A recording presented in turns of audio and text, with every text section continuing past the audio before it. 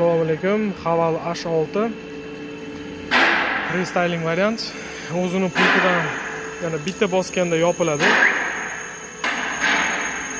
Oynalari, lyuklarini yopib qoladi.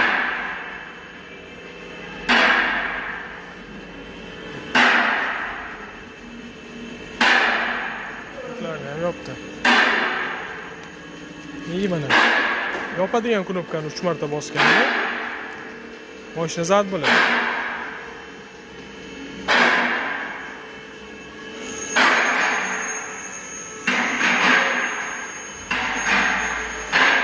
Mashina zad bo'ldi. O'zini pultidan bu mashina zad bo'lmaydi. Zad qiladigan qilib berganmiz. Plus o'zini pultidan zad qiladigan qilganda eshiklari ochilmay qoladi. Bu yerda eshiklari ham ochiladi.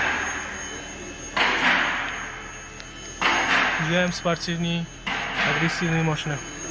Hammamizga nasib qilsin.